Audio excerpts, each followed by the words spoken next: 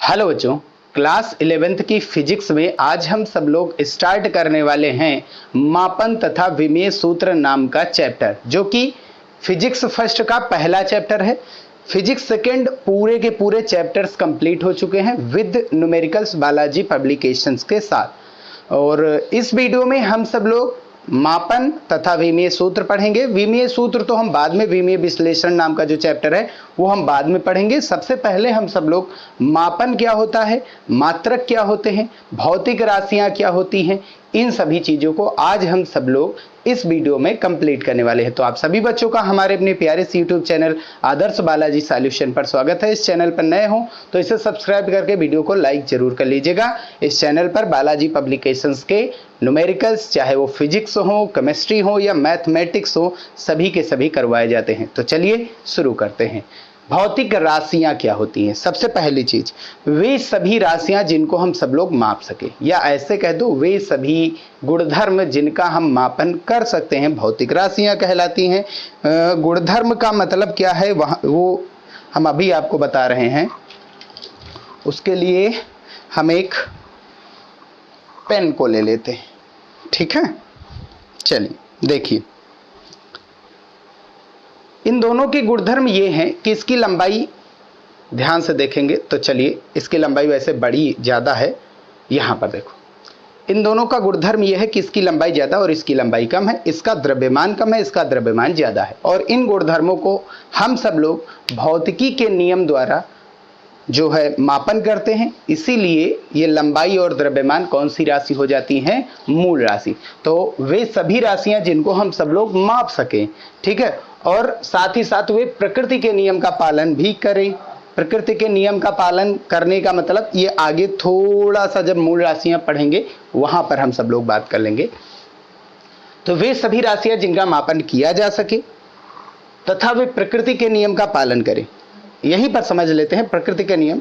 जैसे एक दो आदमी हैं, अब दोनों के बीच कितनी मित्रता या कितनी दुश्मनी जो है, इसका हम मापन नहीं कर सकते। तो इसीलिए ये कौन सी राशि हो गई? ये हमारी हो गई, ये मतलब भौतिक राशि नहीं है, ठीक है। क्योंकि मित्रता और दुश्मनी ये भौतिक नियमों का पालन नहीं करती हैं, उसके श्रेणी में नहीं आती हैं। क्लियर है बात? अब एग्जाम्पल में लंबाई, द्रव्यमान, बल आदि इतने हो गए। अब भौतिक राशियों को मापने के लिए दो कारकों की आवश्यकता होती है। कोई भी भौतिक राशि अगर फिजिकल क्वांटिटी लिखी जाती है, दो फॉर्म में लिखी जाती है। पहला उसका परिमाण होगा और दूसरा साथ ही साथ उसका मात्रक। यानी भौतिक राशि दो चीजों में लिखी जाती है। पहला परिमाण, भौतिक राशि मतलब फिजिकल क्वांटिटी, दो चीजों में लिखी जाती है। NU न्यूमेरिकल वैल्यू, आंकिक मान, और साथ ही साथ उसका मात्रक। क्लियर बात?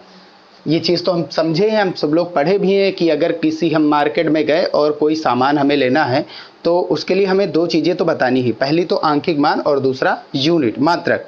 जैसे हम आलू लेने गए तो आलू हमें 5 किलो लेना है, तो हम 5 किलोग्राम आलू, 5 किलो आलू कहकर ही बोलते हैं दुकानदार को, तभी वो हमें देगा। हम एक शब्द नहीं यूज करेंगे कि हाँ 5 यूज करें या किलोग्राम यूज करें। तो ये दोनों चीज़ें ज़रूरत होती है भौतिक राशि को व्यक्त करने के लिए, द्रव्यमान को व्यक्त करने के लिए। यहाँ पर किसी दी गई भौतिक राशि के लिए उसका जो आंकिक मान और साथ ही साथ मात्रक का जो गुणनफल होता है वो सदैव नियत होता है। एग्जाम्पल, एक राशि है जैसे लंबाई, उसको हम लिख सकते हैं 1 मीटर भी और उसको लिख सकते हैं 100 सेंटीमीटर भी, ठीक है। तो ये हो गया न्यूमेरिकल वैल्यू और ये हो गई आपकी यूनिट यानी मात्रक। ये हो गई न्यूमेरिकल वैल्यू, आंकिक मान, और ये हो गई यूनिट। तो इनका जो गुणनफल होगा वो नियत होता है। क्या होता है भैया? नियत होता है। यही चीज बताया गया है, ठीक है। बस ये चीज याद रखना कि अगर मात्रक बड़ा है तो उसके सामने वाली आंकिक मान छोटा होगा, और अगर मात्रक छोटा है तो सामने वाला आंकिक मान क्या होता है? बड़ा होता है, ठीक। तो आंकिक मान और मात्रक का जो गुणनफल होता है, ये गुणनफल सदैव नियत होता है। चाहे आप 1 मीटर कहिए, चाहे 100 सेंटीमीटर या 1000 मिलीमीटर कहिए, बात वही हुई, ठीक है। तो हम यहाँ पर ऐसे लिख सकते हैं कि N और U इन दोनों का जो गुणनफल है वो नियत होता है, मतलब कांस्टेंट होता है। ये हमने लिख दिया कांस्टेंट। और साथ ही साथ देखें, अगर न्यूमेरिकल वैल्यू ज़्यादा है तो मात्रक उसका छोटा होता है। अगर न्यूमेरिकल वैल्यू छोटी है तो मात्रक उसका बड़ा होता है, यानी न्यूमेरिकल वैल्यू और मात्रक एक दूसरे के व्युत्क्रमानुपाती होते हैं भैया, क्लियर बात। अगर हम इन दोनों के बीच ग्राफ खींचना चाहें तो ये ग्राफ कुछ ऐसा आएगा, इसको हम एक बॉक्स में बंद किए दे रहे हैं।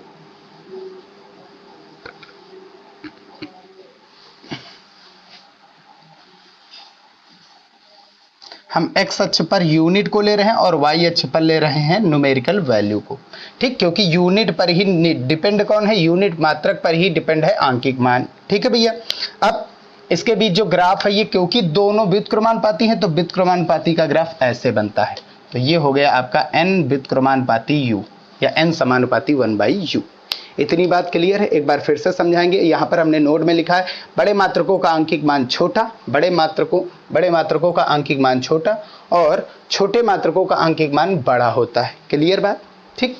मापन क्या होते हैं? मापन किसी भौतिक राशि को ज्ञात करने की जो प्रक्रिया होती है उसी को हम सब लोग मापन कहते हैं। कि कोई एक भौतिक राशि है उसको हमको ज्ञात करना, मतलब एक लंबाई को मापना है, एक लंबाई को यहाँ दो बिंदुओं के बीच में, उनके बीच में कितना परिवर्तन है, वो कितने दूर है एक दूसरे से, उसी को हम सब लोग लंबाई से मापते हैं, ठीक है। एग्जाम्पल 2 किलोग्राम, 4 मीटर और 5 मीटर पर सेकेंड, यह एक संख्यात्मक मान और इकाई युक्त होता है। जैसे 4 फीट लंबाई मापते हैं, ठीक है, और साथ ही साथ 50 किलोग्राम द्रव्यमान नापते हैं, ठीक है। समय 60 सेकेंड, 1 घंटे कह दो, बात ही एक ही है। और साथ ही साथ 5 मिनट, 2 मिनट, 25 डिग्री सेल्सियस और 100 डिग्री सेल्सियस, ये चीज़ें जो होती हैं ये मापन ही होती है। किसका मापन? जैसे 25 डिग्री सेल्सियस ताप का मापन है, 50 किलोग्राम द्रव्यमान का मापन कर रहा है वहाँ पर, क्लियर है बात ना। तो अगर ये दोनों चीजें नहीं लिखी तो हम पता नहीं लगा सकते हैं कि वो कौन सी भौतिक राशि का मापन कर रहा है, क्लियर है बात भैया। तो किसी भौतिक राशि का मान ज्ञात करने की जो प्रक्रिया होती है, मतलब शुरुआती पॉइंट से अंतिम पॉइंट, एंड पॉइंट तक पहुंच रहे हैं, तो उसके लिए जो प्रक्रिया अपनाते हैं हम सब लोग, वही हमारा मापन होता है। मात्रक क्या होता है? किसी भौतिक राशि को मापने के लिए जिस निर्देश मानक का उपयोग किया जाता है उसे मात्रक कहते हैं, और मात्रकों को अंतरराष्ट्रीय पद्धति में मापा जाता है। रीजन क्या है वो आगे हम पढ़ेंगे। अब किसी भौतिक राशि के मात्रक निर्धारण के नियम क्या है? तो सबसे पहला, इसका परिमाण निश्चित, उपयुक्त व भलीभांति सुपरिभाषित हो। सुपरिभाषित का मतलब होता है सभी के लिए एक समान। अगर 1 मीटर बराबर 100 सेंटीमीटर यहाँ पर हम खड़े होकर के कहें तो आप भी कहीं पर खड़े होकर के ये बोल सके कि 1 मीटर जो होता है वो 100 सेंटीमीटर के बराबर होता है, ठीक है। और इस पृथ्वी पर कहीं पर भी खड़े होकर के ये बोल सकते हैं कि 1 मीटर 100 सेंटीमीटर के बराबर होता है, क्योंकि वो सुपरिभाषित है, सबके लिए समान रूप से परिभाषित है, ठीक है, वेल डिफाइंड है। तो इसका परिमाण निश्चित भी होता है, 1 मीटर 100 सेंटीमीटर के बराबर भी होता है, उपयुक्त व भली भांति सुपरिभाषित होता है। उपयुक्त मतलब प्रत्येक जगह उपलब्ध भी होना चाहिए। तो यह समय व स्थान के साथ परिवर्तित ना हो, जैसे 1 मीटर जैसे जैसे समय बदला वो कम हो रहा है, बढ़ रहा है, ये ना हो। और साथ ही साथ स्थान एक जगह से दूसरी जगह जाए तो ये परिवर्तित ना हो, वेल डिफाइंड हो, यही चीज़ है। इस पर भौतिक परिवर्तनों मतलब ताप और दाब, जैसे तापमान बढ़ रहा है, गर्मी के मौसम में 1 मीटर अलग लंबाई हो रही है, ठंडी के मौसम में 1 मीटर की लंबाई अलग होती है, तो ये चीज़ें उस पर प्रभाव उस पर ना पड़े। दाब का भी प्रभाव नहीं पड़ना चाहिए कि अगर दाब बढ़ रहा है तो साथ ही साथ जो है आपकी लंबाई बढ़ या घट जाए तो उससे कोई लेना देना ना हो, ठीक है। कि आप स्केल पकड़े, जैसे दबाएं तो दबाएंगे उसको तो फिर उसका मान घट बढ़ जाए, तो ऐसा रीजन ना आए, ठीक है। इस पर भौतिक परिवर्तनों का प्रभाव ना पड़े, यह सुगमता या आसानी से उपलब्ध हो, आसानी से हर जगह उपलब्ध हो जाए, ये नहीं कि कोई कठिनाई हो इसे प्राप्त करने के लिए। तो 1 इंची टेप अगर मंगाते तो हर मार्केट के हर एक दुकान पर मिल जाएंगी आपको, ठीक है। अब थोड़ा नीचे इसको खिसका लेते हैं, आ नहीं रहा है, हाँ इसको पढ़ लेते हैं नीचे वाला। तो इस पर भौतिक परिवर्तनों का प्रभाव न पड़े, यह सुगमता यानी आसानी से मिल जाए, यह नष्ट हो जाने पर पुनः उत्पादित किया जा सके। अगर बाई चांस वो नष्ट हो जाए द्रव्यमान, 1 किलोग्राम का वजन या ये चीज़ कितने वजन का है ये नष्ट हो जाए तो ये फिर से हम बना सके, तो ये भी चीज़ें होनी चाहिए, ठीक है। तो इतनी सारी चीज़ें थी। तो भौतिक राशियाँ वे सभी गुणधर्म जिनका मापन किया जा सके भौतिक राशियाँ कहलाती हैं, ठीक है। या वे सभी राशियाँ जिनका मापन हम सब लोग कर सकें, ठीक है, भौतिकी के प्रयोग द्वारा, ठीक है, कुछ यंत्र द्वारा किसी भी चीज़ को माप सके, तो इसलिए वो भौतिक राशियां ही होंगी जिनको हम किसी यंत्र द्वारा माप सके। यंत्र मतलब वो यंत्र प्रकृति के नियम का पालन भी कर रहा हो। ठीक है, कैसे करना चाहिए वो चीज हमने बताया कि एक दो लोगों के बीच कितनी मित्रता या कितना जो है दुश्मनी है कितनी, ये चीज का मापन तो हम कर नहीं सकते, तो इसलिए वो एक भौतिक राशि नहीं है। ठीक, और लंबाई का मापन, द्रव्यमान का मापन हम सब लोग समय का मापन कर सकते हैं, तो इसलिए वो कौन सी राशि है, सदिश राशियां। तो इनको सदिश राशि को मापने के लिए दो कारकों की आवश्यकता होती है। पहला उसका आंकिक मान होना चाहिए, दूसरा उसका मात्रक। इन दोनों के में से कोई एक अगर नहीं है तो वो भौतिक राशि का मापन नहीं किया जा सकता उससे। ठीक है, तो सब इसको Q इक्वल्स टू NU से लिखा जाता है। जिसका आंकिक मान बड़ा होगा उसका मात्रक छोटा, जिसका मात्रक छोटा उसका आंकिक मान बड़ा। ठीक है, और इन दोनों का गुणनफल सदैव नियत होता है, चाहे 1 किलोग्राम करो चाहे कह दो 1000 ग्राम। ठीक है, 1 मीटर कहो चाहे 100 सेंटीमीटर या 1000 मिलीमीटर, कुछ भी कह दीजिए, बात वही हुई। तो किसी दी गई भौतिक राशि के लिए उनके आंकिक मान और मात्रक का गुणनफल सदैव नियत रहता है। ठीक है, ये सभी नियत होते हैं, चाहे इसको एक MKS पद्धति में लिखो चाहे CGS पद्धति में लिखो, ये सदैव नियत ही रहेंगे, ये बदलेंगे नहीं। बस आंकिक मान अभी तक आंकिक मान छोटा था, मात्रक बड़ा, अब मात्रक छोटा हो गया और आंकिक मान बड़ा। तो NU कांस्टेंट है, मतलब कांस्टेंट, एक मान अगर बड़ा है तो दूसरा छोटा, अगर एक मान हम बड़ा करेंगे तो दूसरा अपने आप छोटा होगा, और दूसरा वाला बड़ा करेंगे तो पहला वाला अपने आप छोटा हो जाएगा, यानी पहला वाला बड़ा करेंगे दूसरा अपने आप छोटा हो जाएगा। तो दोनों एक दूसरे के व्युत्क्रमानुपाती होते हैं। व्युत्क्रमानुपाती का ये ग्राफ होता है, U और N के बीच x अक्ष पर U और y अक्ष पर N लेकर के हमने ग्राफ खींचा, ये व्युत्क्रमानुपाती का ग्राफ होता है। तो बड़े मात्रकों का आंकिक मान बड़ा, छोटे मात्रकों का आंकिक मान छोटा होता है। मापन क्या होता है, किसी भौतिक राशि को मापन करने की, मतलब मान ज्ञात करने की कि ये कितनी लंबाई की है। ठीक है, ये जो प्रक्रिया हमने अपनाई इंची टेप का यूज करके या स्केल का यूज करके, किसी भी चीज का यूज करके हमने इसकी लंबाई का मापन किया। ठीक है, तो ये मापन एक प्रक्रिया है कि हमने इसकी लंबाई माप ली। ठीक है, तो किसी भौतिक राशि का मान ज्ञात करने के लिए इसकी लंबाई कितनी है, चौड़ाई कितनी है, ऊंचाई कितनी है, साथ ही साथ इसका एरिया कितना है, आयतन कितना है, इस चीज का मापन करने के लिए हम जो प्रक्रिया अपनाते हैं वही चीज हमारी क्या होती है, मापन होती है। ठीक है, संख्यात्मक या संख्यात्मक मान वह इकाई युक्त होता है। अगर हमने इसकी लंबाई मापी तो आएगी 10 सेंटीमीटर या 8 सेंटीमीटर, वजन मापेंगे तो आएगा 50 ग्राम, 20 ग्राम, ऐसे करके आएगा। ठीक है, तापमान मापेंगे तो कहीं आएगा 20 डिग्री सेल्सियस, 15 डिग्री सेल्सियस, ऐसे आएगा। तो 2 किलोग्राम, 4 मीटर, 5 मीटर पर सेकेंड, ETC, ये चीजें ऐसे लिखी जाती हैं। ठीक है, और ये द्रव्यमान का मापन कर रहा है, ये लंबाई का मापन कर रहा है, और ये चाल या वेग का मापन कर रहा है। अब मात्रक या इकाई क्या होती है, तो किसी भौतिक राशि को मापने के लिए जिस निर्देश मानक, एक मानक का उपयोग किया जाता है जिससे हम सब लोग मात्रक कहते हैं। मानक जैसे किलोग्राम का यूज करें, ठीक है, और मीटर का यूज करें, मीटर स्केल का यूज करें। ठीक है, तो ये सभी क्या होते हैं, आपके मानक होते हैं। ठीक, मात्रकों को अंतरराष्ट्रीय पद्धति यानी SI में मापा जाता है। बाकी ये सारी चीजें हमने बता दी। अब हम सब लोग पढ़ने वाले हैं मात्रकों की पद्धतियां, कितने रूपों में व्यक्त किया जा सकता है या लिखा जा सकता है मात्रकों को। चलिए इसको देख लेते हैं हम सब लोग। तो भैया हेडिंग डाल लीजिए, मात्रकों की पद्धतियां। हेडिंग है हमारी मात्रकों की पद्धतियां, मात्रकों की पद्धतियां, सिस्टम ऑफ यूनिट्स, मात्रकों की पद्धतियां। तो मात्रकों की भैया 3 पद्धतियां, मात्रकों की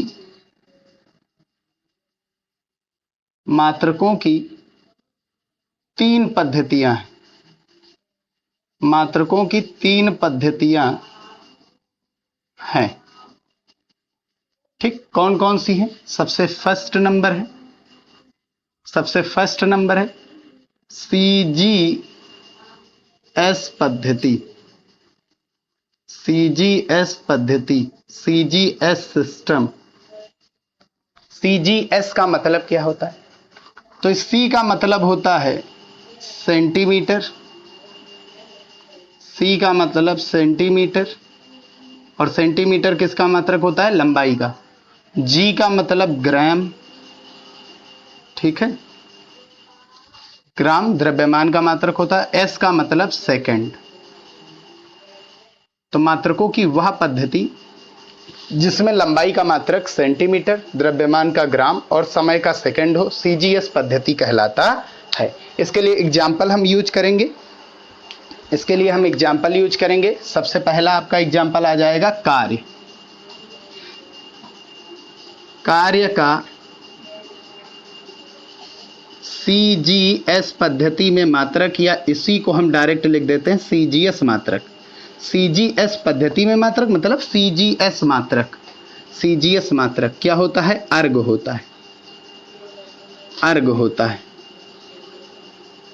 होता है। और साथ ही साथ बल का सीजीएस मात्रक जो होता है वो डाइन होता है। ठीक है, एक नाम है तो डी कैपिटल लेटर बनाना, ये चीज हो गया। अब अगली कौन सी पद्धति है भैया? जो अगली पद्धति है उसको कहते हैं एफपीएस पद्धति। एफपीएस पद्धति, ठीक है, मात्रकों की एफपीएस पद्धति। ये क्या होती है पद्धति? तो एफ का मतलब होता है इसमें फुट, ठीक है, एफ टी से लिखा जाता है, एफ डबल ओ टी यानी फुट। और पी का मतलब होता है पाउंड। पी का मतलब क्या होता है? पाउंड, ठीक है, पीडी।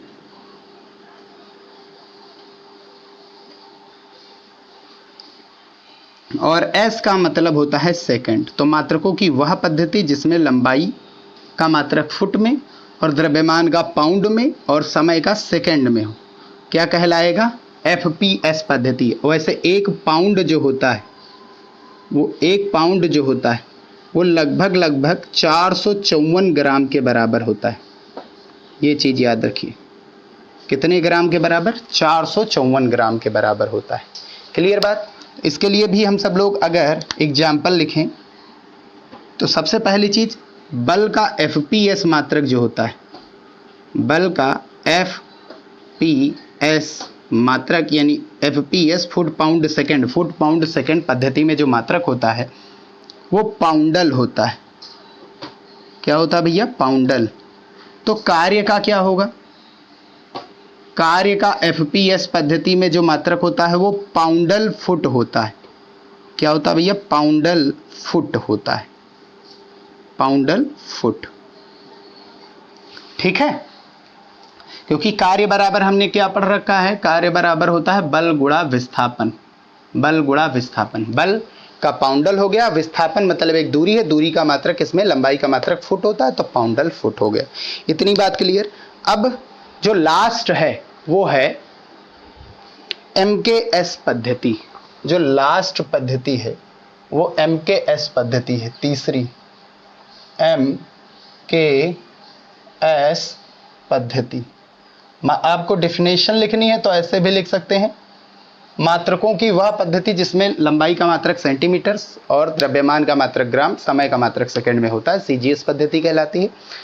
और मात्रकों की वह पद्धति जिसमें लंबाई का मात्रक फुट, द्रव्यमान का पाउंड और समय का सेकंड होता है, एफपीएस पद्धति कहलाता है। एमकेएस मतलब मीटर किलोग्राम सेकंड, लंबाई का मात्रक मीटर, यानी एम का मतलब एम जो है लंबाई है और एम का मतलब यहाँ मीटर होता है, ठीक है। एम जो है वो मीटर, लंबाई का मात्रक। के का मतलब किलोग्राम, किग्रा जिसको लिखा जाता है, किलोग्राम कहो चाहे किग्रा कह दो, ठीक है, केजी। और एस का मतलब सेकंड, जो कि समय का मात्रक। किलोग्राम द्रव्यमान का, समय जो हमारा सेकंड आया है उसका वो समय का मात्रक है, और मीटर लंबाई का मात्रक होता है। तो मात्रकों की वह पद्धति जिसमें लंबाई का मात्रक मीटर, द्रव्यमान का किलोग्राम और समय का सेकंड होता है, क्या कहलाता है भैया? एमकेएस पद्धति कहलाता है। सेंटीमीटर सीएम, ग्राम का जी और सेकंड का एस, स्मॉल लेटर का एस, ठीक। इसका एग्जाम्पल क्या होगा? इसके एग्जाम्पल क्या होंगे? सबसे पहला आपका बल का एमकेएस मात्रक जो है वो न्यूटन होता है। क्या होता है, न्यूटन। नाम है तो n कैपिटल लेटर। और साथ ही साथ कार्य का mks मात्रक, कार्य का mks मात्रक जो होता है, कार्य का mks मात्रक जो होता है वो होता है जूल। क्या होता है, जूल। नाम है J कैपिटल लेटर। और ऐसे ही त्वरण का mks मात्रक क्या होता है, त्वरण का mks मात्रक क्या होता है, ये होता है मीटर प्रति सेकंड स्क्वायर। ठीक है। अच्छा, खास बात ये है इसका एक और मात्रक किलोग्राम मीटर स्क्वायर पर सेकंड स्क्वायर भी होता है, जिसको हम जूल कहते हैं। और इसका किलोग्राम मीटर पर सेकंड स्क्वायर, जिसको हम न्यूटन के नाम से जानते हैं। ठीक है। खास बात ये है कि जो mks एक होता है एसआई मात्रक, मात्रकों की अंतरराष्ट्रीय पद्धति, मात्रकों की अंतरराष्ट्रीय पद्धति, मात्रकों की अंतरराष्ट्रीय पद्धति अभी आया था, वही चीज हमने कहा था आगे बताएंगे। अंतरराष्ट्रीय पद्धति, जिसको हम सब लोग शॉर्ट फॉर्म में कहते हैं एसआई। क्या कहते हैं, एसआई, सिस्टम ऑफ इंटरनेशनल। ठीक है। मात्रकों की अंतरराष्ट्रीय पद्धति MKS पद्धति, MKS पद्धति का सर्वमान व सर्वनिष्ठ, सर्वनिष्ठ व सर्वमान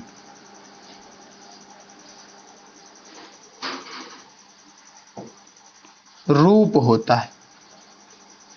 मतलब जो MKS पद्धति है, MKS पद्धति, MKS पद्धति ही आपकी SI है, अंतरराष्ट्रीय पद्धति है। SI पद्धति ना लिखना, गलत होता है, SI होता है। तो इसके जो मात्रक होते हैं MKS पद्धति के मात्रक, MKS पद्धति के जो मात्रक होंगे, MKS पद्धति के जो मात्रक होंगे वो आपके, वही आपके SI मात्रक कहलाते हैं। MKS पद्धति के जो मात्रक होते हैं वही आपके SI मात्रक कहलाते हैं। क्लियर बात। तो SI मतलब वो MKS पद्धति के मात्रकों की ही बात कर रहा है, ये चीज मान करके चलिए। क्लियर भैया। ये फर्स्ट वीडियो में हम सब लोगों ने मापन तथा विमीय सूत्र के चैप्टर में भौतिक राशियां, मापन तथा मात्रक, मात्रक निर्धारण के नियम और साथ ही साथ मात्रकों की पद्धतियां, इतनी सारी चीज़ों को पढ़ा। बस इतना ही हम सब लोग इस वीडियो में पढ़ेंगे। नेक्स्ट वीडियो में हम सब लोग भौतिक राशियों के प्रकार के बारे में पढ़ेंगे और साथ ही साथ उनके मात्रकों के बारे में पढ़ेंगे। मतलब भौतिक राशियां तथा भौतिक मात्रक क्या होते हैं और वो कितने प्रकार के होते हैं, ये सभी चीज़ें हम सब लोग नेक्स्ट वीडियो में पढ़ने वाले हैं। तो यहीं पर ये वीडियो समाप्त करते हैं। वीडियो पसंद आया हो तो इसे लाइक और चैनल पर नए हो तो सब्सक्राइब जरूर करके जाइएगा। जैसे ही चैप्टर कंप्लीट होगा हम सब लोग बालाजी पब्लिकेशन से आंकिक प्रश्न को सॉल्व करेंगे। मिलते हैं नेक्स्ट वीडियो में।